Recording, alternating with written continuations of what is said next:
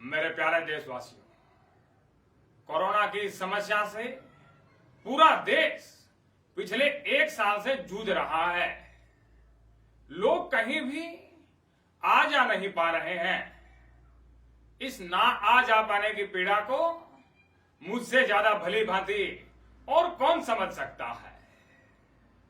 मैं पिछले 1 साल से कहीं भी नहीं जा पा रहा हूं और इसलिए आपके लिए यह समस्या बढ़ करके 1 से 2 हो जाती है।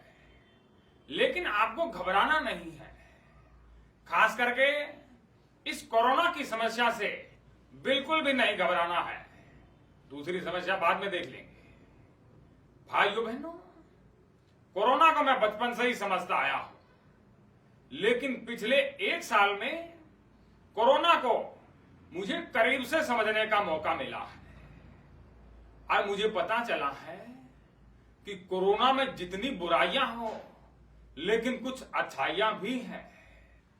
अगर आप बेवजह कहीं घूमने के लिए निकले हुए हैं तो कोरोना आपको नुकसान पहुंचा देगा, लेकिन अगर आप चुनावी रैली के लिए निकल रहे हैं, चुनावी कारणों से निकल रहे हैं, तो कोरोना आपको कुछ भी नहीं कहेगा। और जब ये बात मुझे पता चली तो मैं ज्यादा दूर तो नहीं गया, लेकिन पड़ोस के बांग्लादेश में भी होकर आ गया। अगर आपसे भी मेरी तरह घूमे बिना नहीं रहा जाता है तो आपके पास सिर्फ एकमात्र उपाय है कि आप चुनावी मंशा को लेकर के निकलिए। मन में चुनावी मंशा हो तो कोरोना आपको कुछ भी नहीं कहेगा, ये मेरा पूर्ण विश्वास है।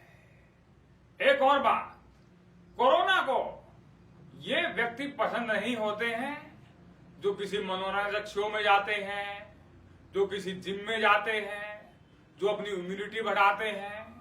और इसलिए ऐसे व्यक्तियों से मैं कहना चाहूंगा कि अपने डंबल उठाइए और चुनावी रैली में जाइए। वहां जाकर के आप जिम भी कर सकते हैं और डंबल भी उठा करके इम्यूनिटी बढ़ा सकते हैं। कोरोना आपको वहां कुछ नहीं कहने वाला है। रही बात मनोरंजन की, तो भाइयों बहनों, चुनावी रैली में मनोरंजन की कोई कमी नहीं होगी, ये भी मेरा वादा है।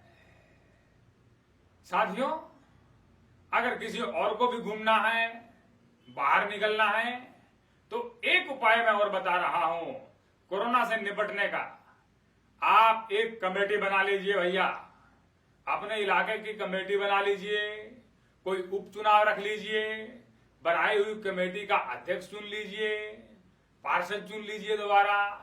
कुछ भी किसी भी प्रकार का चुनाव अगर आप करेंगे, चुनाव के मंशा से निकलेंगे, तो कोरोना कुछ भी नहीं कहेगा। बेवजह अगर आप निकले, रात को निकले, तो कोरोना आपको छोड़ेगा नहीं। ये भी मुझसे कोरोना ने कहा था। बहुत बहुत धन्यवाद।